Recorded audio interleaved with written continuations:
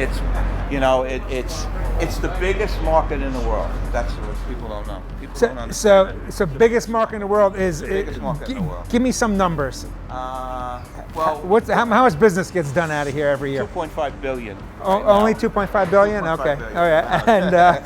And it's don't forget we have 22 million people in the immediate area. So this isn't just New York City; it's really the metro area. Employs about 10,000 people. Wow, 10,000 people. Yeah, about 10,000 people employed. So I mean, listen to me, and it's family for me now. Hi again, everybody. This is Hank Zoner of the Grapes Unwrapped.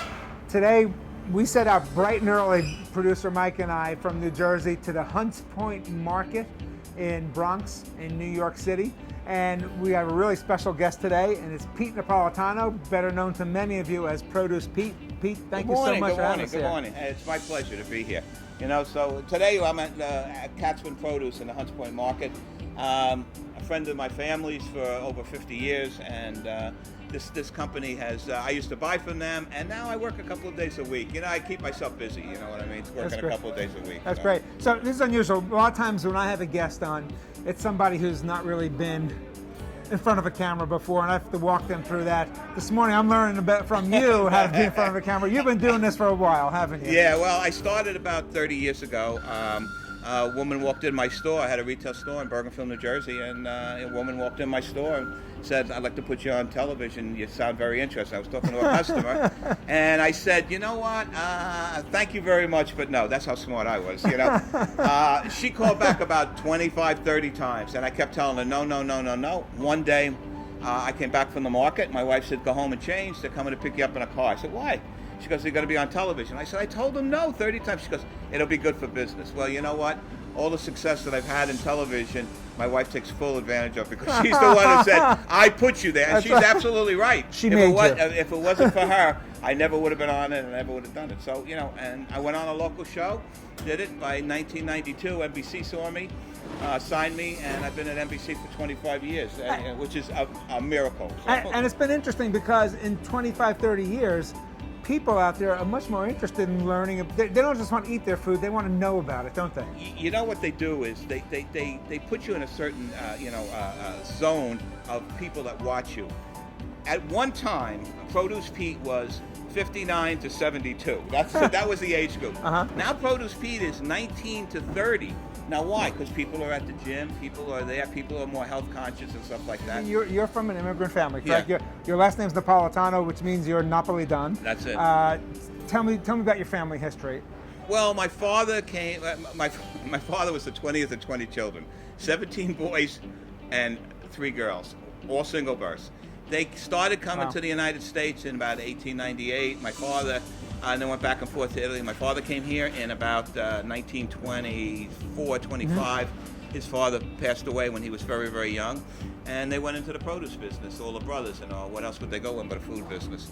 In the mid-50s, we were peddlers. So peddlers were, you could knock on a door and sell stuff.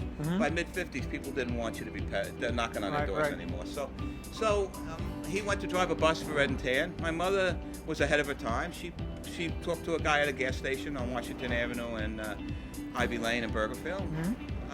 My father bought her a load of watermelons. She parked there. She sold the load of watermelons the first day. She sold 2 loads the second day. He stopped driving the bus, and he opened up Napolitano's Produce. And we bought as like anything. We had no money. Then we had a little bit of money, bought a property. Then we had a little bit more money, put up a building. Then we had a little bit more money, moved above the building. So I mean, just like any people in America, people always say to me, "That's impossible nowadays." It's not impossible. No, it's not. All you got to do is want to work for it. That's the whole thing.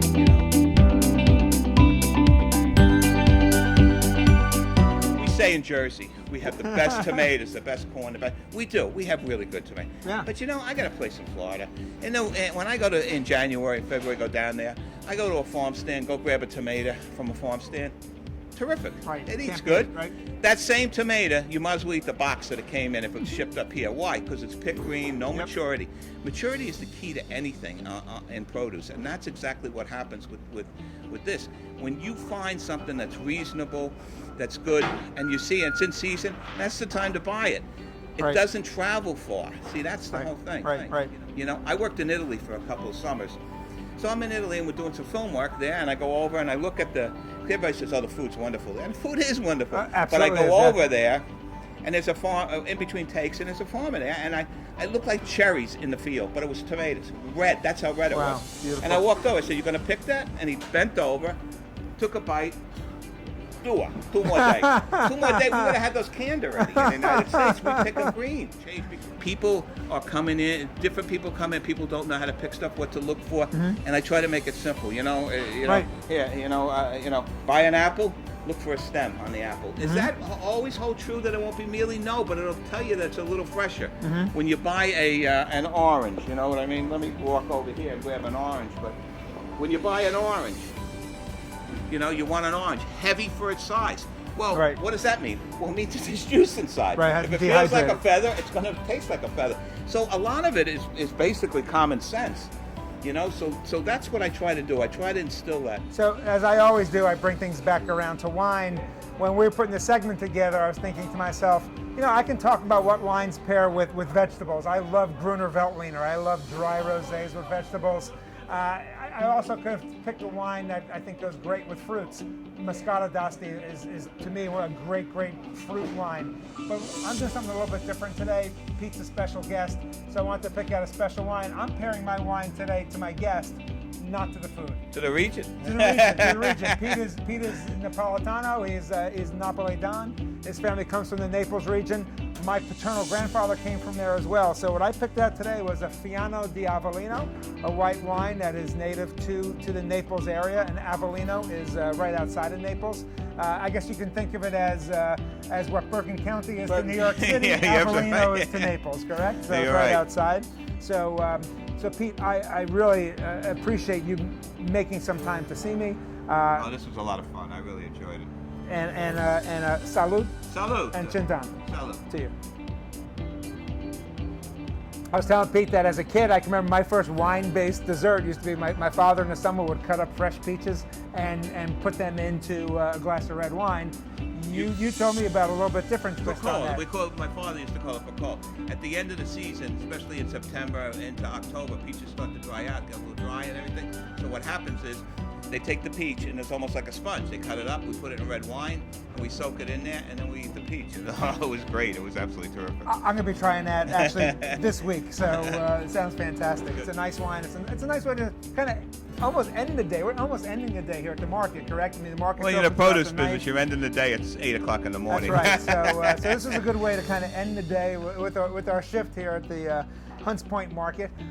Pete, I want to thank you so much for making time to have us here and to share some of your stories again, because I think we're both on the same page with that. It's about storytelling and giving people a little bit of information along the way. Well, thank you very much. It was a pleasure being here with you. Salud. Yeah, salud. This is Hank Zone of the Grapes Unwrapped. See you again next time.